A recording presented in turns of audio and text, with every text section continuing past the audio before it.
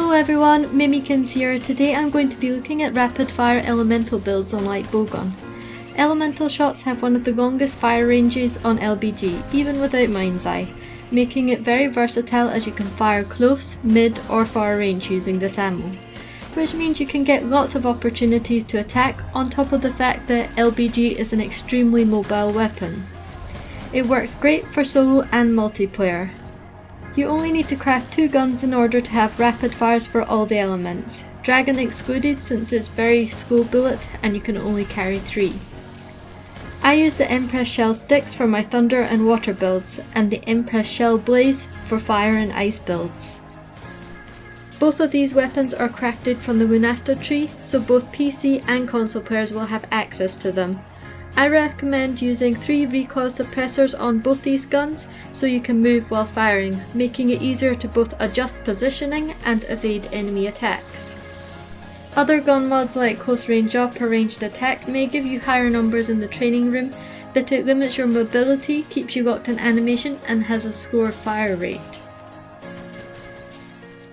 Let's start with the Empress Shell blaze for fire and ice builds.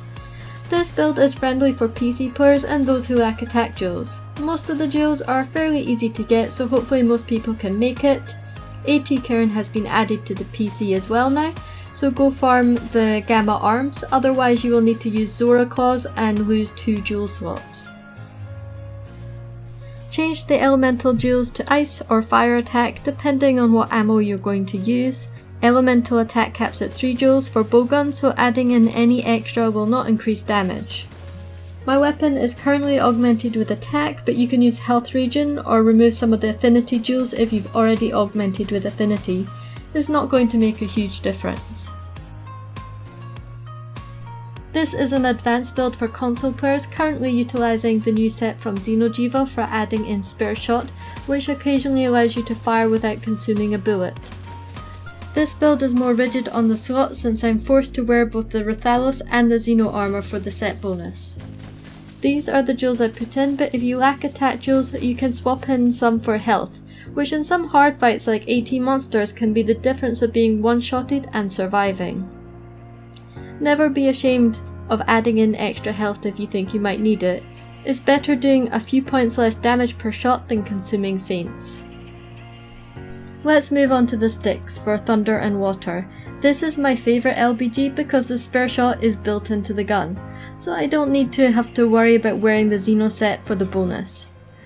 So for PC players, your thunder water build for the styx will look something like this. Again, you can change to the Zora hands and mighty charm if you haven't done AT Kirin for the gamma. Change the elemental jewels depending on what you're up against. Once PC players gain access to the Behemoth and AT Valhazak, you can get some extra skills like recovery speed from the waist and a spare jewel slot, which I've put special ammo boost in. If you're wondering why I haven't added critical boost to my build, it's because it doesn't scale very well with elemental ammo. Often, depending on what buffs you have, it will do the same damage.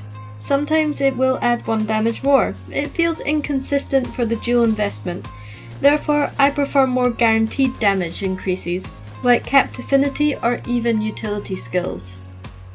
Perhaps I may reconsider critical boost in the future if Capcom add more gear and weapon options, since I still feel quite restricted by the Rathalos set, and even the Azure Starlord set is still not on par with Gamma armor. Make sure you log into Monster Hunter during the Winterfest event running until the 17th of December, lots of unique outfits to collect as well as missed events. Please support the channel by liking and subscribing, and I'll see you next time.